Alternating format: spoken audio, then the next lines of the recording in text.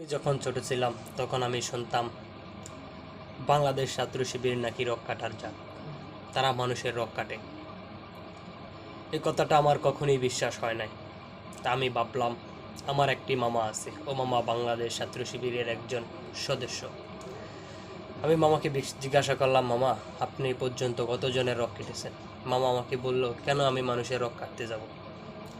আমি মামাকে বললাম, মামা অনেকেই বলে, আমি অনেকের কাছেই শুনেছি বাংলাদেশ ছাত্র শিবির নাকি রক কাটার জাত, তারা নাকি মানুষের ধরে ধরে রক কেটে দেয়।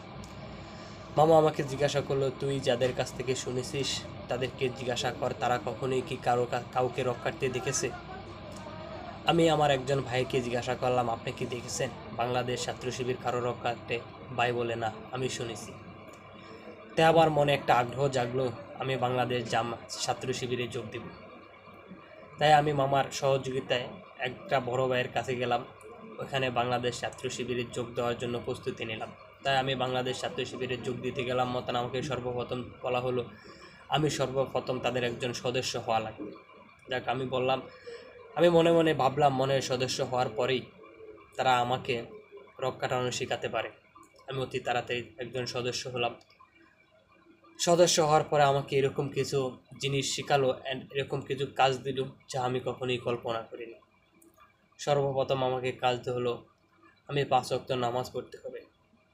2 নম্বর কথা, আমাকে কাজ দেওয়া হলো আমি দিন 4 থেকে 5টা ভালো কাজ করতে হবে। আর আমাকে 3টা বই দেওয়া হয়েছে, আমি 3টা বই নিয়ে আসলাম। আমি মনে মনে ভাবলাম এগুলোর পরেই হয়তোবা তারা আমাকে রক কাটানো শেখাবে।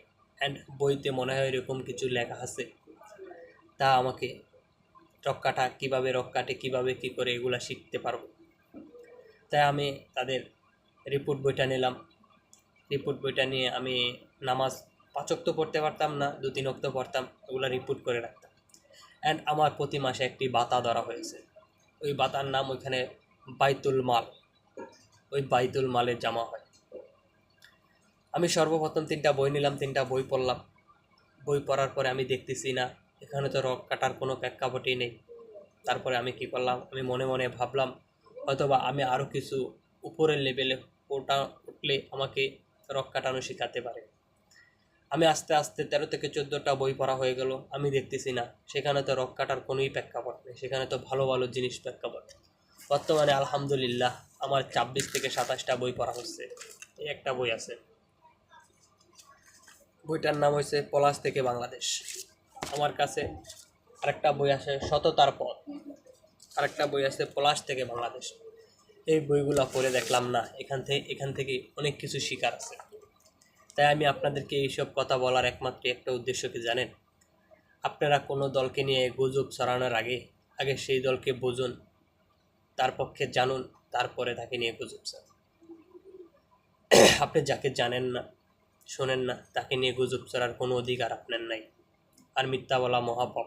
আপনি মিথ্যা বলার আগে অবশ্যই জানতে হবে। আশা করি সবাই আমার কথাগুলো বুঝতে পারছেন। বাংলাদেশ জামায়াত ইসলাম জিন্দাবাদ।